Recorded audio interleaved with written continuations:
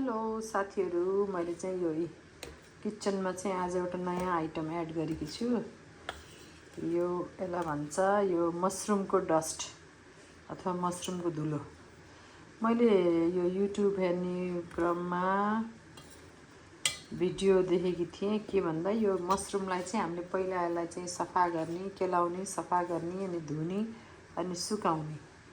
अनि सुकाउँदा नि विशेष ध्यान दिएर छोपेर के घाममा चाहिँ धुलो नआउने ठाउँ भनौँ न त्यसरी सुकाउन सकिन्छ। त्यसरी सुकाएर अनि त्यसपछि त्यो सुकिसकेको धुलोलाई चाहिँ मैले के गरेँ भने एयर फ्रायर चाहिँ यहाँ एयर फ्रायरमा चाहिँ यसरी मैले एयर फ्रायरमा चाहिँ टक्क लाएर यसमा चाहिँ रोस्ट गरेँ। त्यो रोस्ट गरिसकेकोलाई चाहिँ फेरि ग्राइन्डरमा चाहिँ पिसेँ, धुलो बनाएँ। यस्तै त यो धुलो छ नि, हेर्नु धुलो छ, एकदमै मसिनो धुलो छ है, हैन? यतिको मसिनो धुलो बनेको छ। यो मसिनो धुलोलाई चाहिँ हामीले खानेकुरामा कुनै पनि खानेकुरामा चाहिँ यो पाकिसकेछ। अब यो पाकिसकेकोलाई चाहिँ फेरि पकाइराख्नु त परेन। हजुरको तरकारी पाक्छ अथवा दाल पकाउनुहुन्छ, कुनै पनि झोलिलो तरकारीमा अथवा ग्रेभी तरकारीमा भए पनि एक चम्चा यति हामीले एक चम्चा राख्न सक्छौँ। राखेर चाहिँ त्यो खायो भने भिटामिन डी को स्रोत चाहिँ एकदमै राम्रो स्रोत हो रे यो। यदि मसरुमलाई हामीले घाममा कम्तीमा पनि 20 मिनट सुकाएर त्यसलाई यसरी प्रयोग गर्यो भने चाहिँ भिटामिन डी को स्रोत राम्रो हुन्छ। घाममा सुकाएर अनि पकाएर खानु भनेर मैले सुनेकी थिएँ। अनि त्यसैलाई चाहिँ मैले अब यसरी राख्दैपछि लगभग 1 किलो मसरुमको चाहिँ यति बन्दो रहेछ नि त।